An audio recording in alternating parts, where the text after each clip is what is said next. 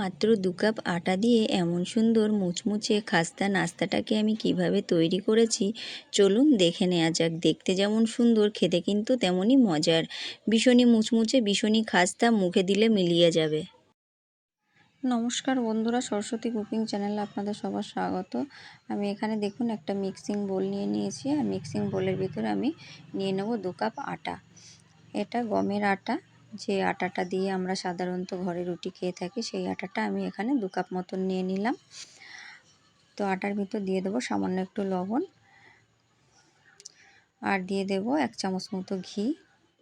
তো ঘিটা দিয়ে আমি ভালো করে ময়াম দিয়ে নেব। আর ঘিটা দেওয়ার জন্য কিন্তু আমি যে নাস্তাটাকে তৈরি করব সেটা কিন্তু ভীষণই খাস্তা তৈরি হবে। তো চলুন ভালো করে ময়ামটাকে দিয়ে নিই। তো দেখুন হাত দিয়ে ডলে ডলে ভালো করে ময়ামটাকে দিয়ে নিতে হবে। তো ময়ামটাকে আমি দিয়ে নিয়েছি। এবার অল্প অল্প করে জল দিয়ে আমি আটাটাকে না শক্ত না নরম এরকমভাবে একটা ডো তৈরি করে নেব।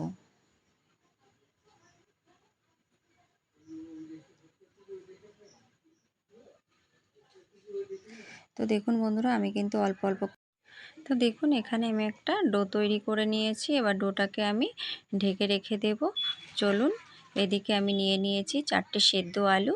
তো আলুগুলোকে আমি একটা গ্রেটারের সাহায্যে গ্রেট করে নেব। আপনারা চাইলে আলু ম্যাশার দিয়ে ম্যাশও করে নিতে পারেন।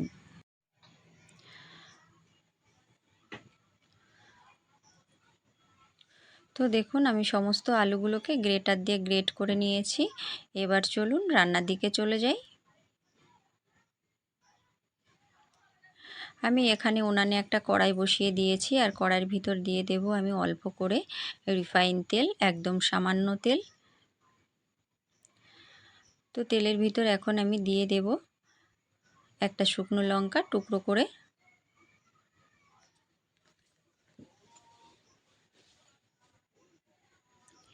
এরপর আমি এর ভিতরে দিয়ে দেব সামান্য একটুখানি পাঁচফোড়ন।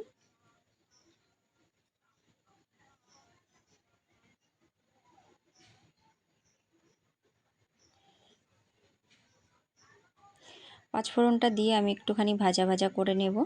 এরপর আমি এর ভিতরে দিয়ে দেব গ্রেট করে রাখা আদা আর কুচি করে রাখা কাঁচা লঙ্কা, একসাথে আমি দিয়ে দেব। দিয়ে এটাকেও আমি একটু ভালো করে ভেজে নেব। তো দেখুন এগুলোকে আমি সুন্দর করে ভেজে নিয়েছি। এরপর আমি এর ভিতরে কিছু গুঁড়ো মশলা দিয়ে দেব।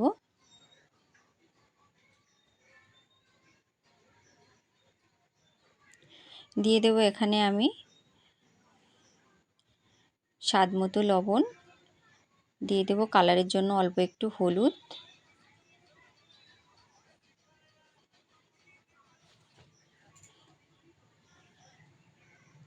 তো লবণ হলুদটাকে দিয়ে আমি ভালো করে কিন্তু নেড়েচেড়ে মশলাটার সাথে মিশিয়ে নেব।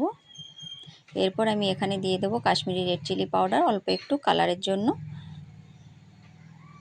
এরপর আমি এর ভিতরে দিয়ে দেব অল্প একটু জিরে গুঁড়ো। তো সমস্ত কিছু দিয়ে মিশিয়ে নিয়েছি। এরপর আমি আলুটাকে দেব। আলুটাকে দিয়ে সমস্ত মশলার সাথে ভালো করে আমি মিশিয়ে নেব। আলুটাকে কিন্তু ভালো করে মিশিয়ে নিতে হবে। এই মেশানো কাজটা কিন্তু ভালো করে করতে হবে, যেন সমস্ত আলুর ভিতরে মশলাটা মিশে যায়। তাহলেই কিন্তু টেস্টটা ভালো আসবে। তা না হলে কোথাও মিশবে না, কোথাও মিশবে, তাহলে কিন্তু তখন কিন্তু ভালো লাগবে না খেতে।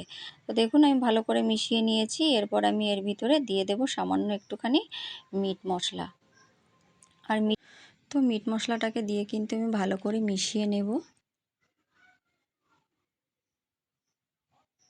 তো দেখুন আমি ভালো করে মিশিয়ে নিয়েছি। এরপর আমি এটাকে নাবিয়ে নেব।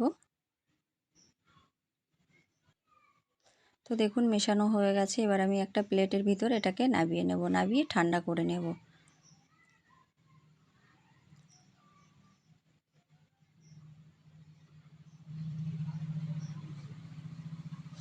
এরপর আমি আটাটার থেকে প্লেটটাকে, ঢাকাটাকে সরিয়ে দেব। এবার আটাটাকে আমি আরেকটু ভালো করে হাত দিয়ে মেখে নেব।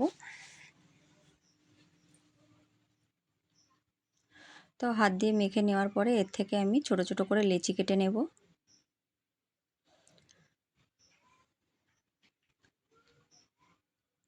তো দেখুন এখানে আমি সমস্ত লেচিগুলো কিন্তু তৈরি করে নিয়েছি।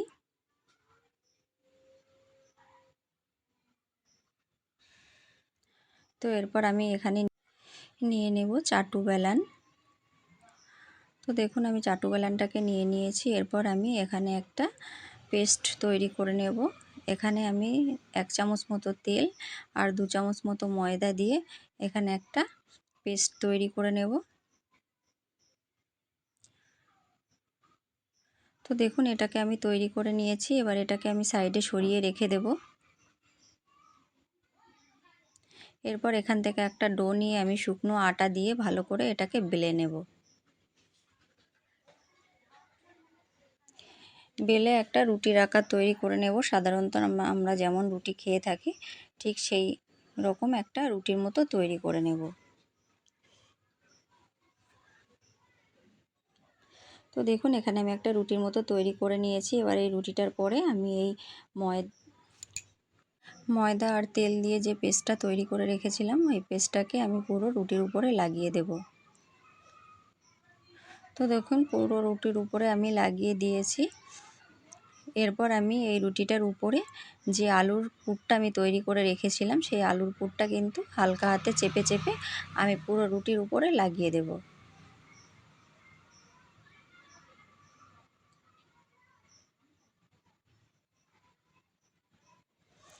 তো দেখুন এখানে আমি পুরো রুটিটার উপরে কিন্তু আলুর পুরটাকে লাগিয়ে নিয়েছি। এবার এটাকে আমি একটা রোলের মতো তৈরি করে নেব।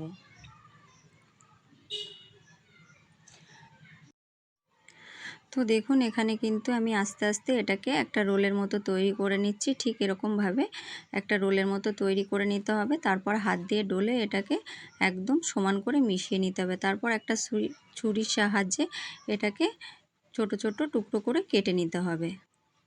তো দেখুন আমি এরকমভাবে ছোট ছোট টুকরো করে কেটে নিয়েছি। একদম সাইডেরগুলো বাদ দিয়ে দেব। তারপর এটাকে আমি হাতের তালুতে রেখে 2 হাতের তালুতে চাপ দিয়ে এরকম ছোট ছোট একটা নাস্তার শেপ দিয়ে নেব। তো দেখুন এই যে সমস্তগুলো এরকমভাবেই কিন্তু আমি তৈরি করে নেব। আর এই যে সমস্তগুলো আমি তৈরি করে নিয়েছি, চলুন এবারে এগুলোকে ভেজে নেব। তো এখানে উনানে আমি একটা কড়াই বসিয়ে দিয়েছি আর কড়াইয়ের ভিতর দিয়ে দেব আমি রিফাইন তেল। এবার তেলটাকে আমি মিডিয়াম গরম করে নিয়ে সমস্ত তেলের ভিতরে এই নাস্তাগুলোকে ছেড়ে দেব। তো দেখুন এগুলোকে কিন্তু আমি উল্টে পাল্টে ভালো করে ভেজে নেব। আর যখন এগুলোকে তেলের ভিতরে দেওয়া হবে এগুলো কিন্তু ফুলে প্রত্যেকটা ভাজি কিন্তু একদম ফুলে ফুলে উঠবে আর খুবই সুন্দরভাবে নাস্তাটা তৈরি হয়ে যাবে। তো দেখুন এগুলোকে আমি উল্টে পাল্টে কিন্তু ভালো করে ভেজে নিয়েছি। তো বন্ধুরা আটার এই নাস্তাটা খেতে কিন্তু ভীষণই ভালো হয়। অবশ্যই একবার বাড়িতে এরকমভাবে তৈরি করে খেয়ে দেখবেন, ভীষণ ভালো লাগে। তো দেখুন আমার সমস্ত নাস্তাগুলো কিন্তু ভাজা হয়ে গেছে। এবার আমি এগুলোকে উঠিয়ে নেব।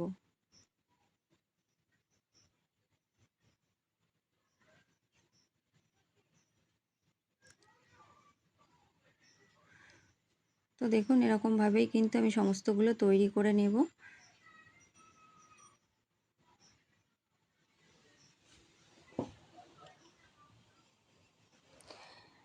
তো আবারও আমি কড়াইয়ের ভিতর কিছুটা ছেড়ে দিলাম নাস্তাগুলোকে। এবার এগুলোকে আমি উল্টে পাল্টে ভেজে নিয়েছি। তো এগুলোকে ভাজতে আপনার 2 থেকে 3 মিনিট সময় লাগবে, তার থেকে বেশি সময় লাগবে না। আর এগুলো কিন্তু ভীষণই মুচমুচে, ভীষণই খাস্তা তৈরি হয়।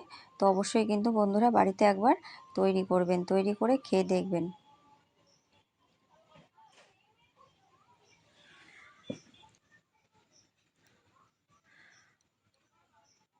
তো দেখুন আমার সমস্ত নাস্তাগুলো তৈরি হয়ে গেছে। এবার এগুলোকে আমি উঠিয়ে নেব।